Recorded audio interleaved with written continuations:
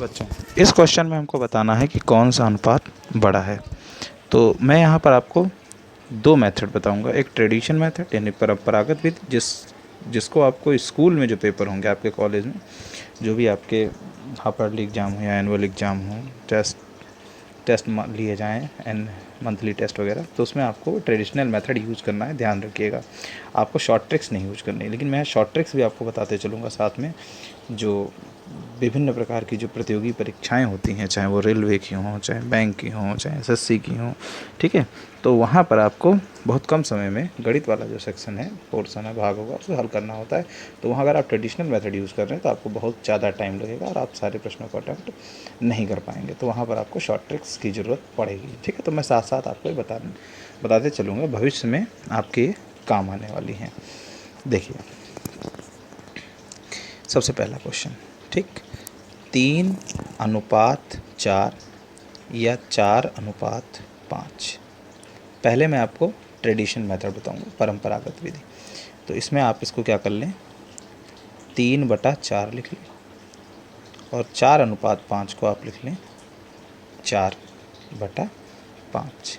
यहाँ दो तरीके हैं, आप इन दोनों के हर का लासा ले करके हर को बराबर कर अंश को हर को बराबर कर सकते हैं, और ठीक उसी तरीके से अंश का लासा लेकर के अंश को भी बराबर कर सकते हैं। उससे भी आप छोटा बड़ा ज्ञात कर सकते हैं।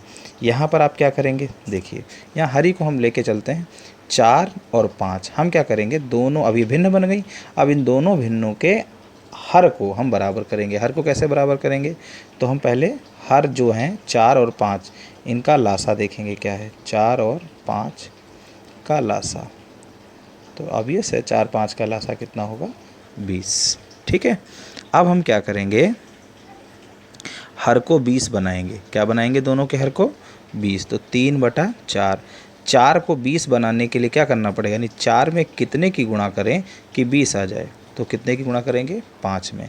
तो गणित का नियम कहता है जिससे हर में गुणा की है उसी संख्या से फिर हमें अंश में भी गुणा करनी होगी। ठीक इसी तरीके से 4/5, 5 को भी 20 बनाना है, यानी 5 में किसी संख्या से गुणा करनी है, 20 आ जाए, तो किससे, 4 से। तो 5 × 4 और 4 × 4। तो बच्चों ये हो गया 15/20 या 16/20, ठीक है। अब देखिए कि इसमें यहाँ पर देखिए, तो यहाँ पर हम देखते हैं तो किसका अंश बड़ा है, इसका अंश बड़ा है, ठीक है। तो इसका मतलब क्या हुआ कि 16/20 जो है ये बड़ी होगी, ठीक है, किससे, 15/20 से।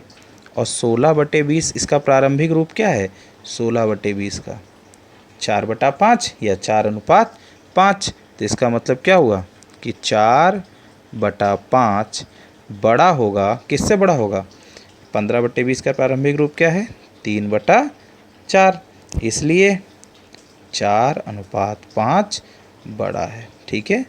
4:5 क्या है, बड़ा है। आइए अब हम देखते हैं शॉर्ट ट्रिक, ठीक है। यहाँ पर हम शॉर्ट ट्रिक देखते हैं, बहुत आसान।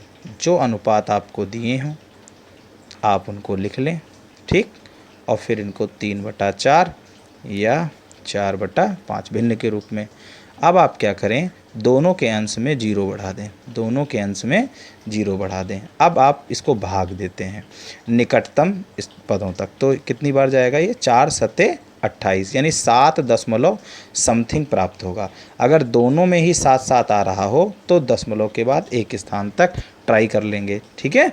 आई बात समझ में, यहाँ 7 दशमलव समथिंग है, छोड़ देंगे 7 दशमलव समथिंग, यानी 7 तक जा रहा है, लगभग देखेंगे। यहाँ 5 × 40, तो देखिए किसका बड़ा है, किसका भागफल बड़ा आया, इसका भागफल बड़ा आया ना, तो इसका मतलब 4:5 क्या होगा, बड़ा, 4:5 बड़ा है, ठीक है। लेकिन बेटा ये MCQ जो मल्टीपल चॉइस क्वेश्चन आते हैं कंपटीशन में, सिर्फ उसके लिए शॉर्ट ट्रिक है, ठीक है, बहुत आसान है। अब देखिए जैसे सेकंड क्वेश्चन है, सेकंड क्वेश्चन में आपको बताना है 3:5 या कामा लगा देते हैं 4:7 और 5:6, ठीक। अब पहले मैं शॉर्ट ट्रिक ही बता दे रहा हूँ। तो इसमें आपको क्या करना है, इसको 3/5 लिखना है, इसको 4/7 लिखना है और इसको आपको 5/6 लिखना है। आप सबके अंश में 0 बढ़ा दीजिए। अब निकटतम पदों तक इसको भाग दीजिए लगभग में, ठीक है। तो 5 कुछ तो कंप्लीट ही चले जाएंगे डिवीजन, तो 5 छक्का 30, ये नहीं जाएगा तो ये कितना जाएगा, 7 छंग 42 ज़्यादा हो जाता है, 7 पचे 35, 5 दशमलव समथिंग होगा, ये छोड़ दीजिए 5 ही तक। यहाँ कितना जाएगा बच्चों, 6 अट्ठे 48। तो देखिए किसका भागफल ज़्यादा आ रहा है, ये ज़्यादा आ रहा है, तो ये ज़्यादा आ रहा है, इसका मतलब इन तीनों में कौन सा अनुपात बड़ा होगा, 5/6 बड़ा है, ठीक। लेकिन ओनली फॉर कॉम्पिटिटिव एग्ज़ाम, ठीक है। अच्छा, अब इसको हम ट्रेडिशन मेथड से देखेंगे तो 3/5 कामा 4/7 कामा 5/6। तो आप इसको लिख लेंगे 3/5 या लिख लीजिए 4/7 या 5/6। अब आपको क्या करना है, 5, 7, 6 का लासा देखना है। तो 5, 7, 6 का लासा, तो 6 पंचे 30 और 7 यानी 210 होगा। लासा कितना होगा, 210। तो आपको सबके हर को क्या बनाना होगा, 210 बनाना होगा, ठीक है। सबके हर को क्या बनाना होगा, 210 बनाना होगा। तो देखिए 3/5, अब 5 में कितने से गुणा करें कि 210 आ जाए, कोई ज़्यादा अनुमान लगाने की ज़रूरत नहीं। आप 210 को 5 से विभाजित कीजिए, 5 से भाग दीजिए, तो कितना आता है, 5 चौको 20, 5 दूनी 10, 42 आया।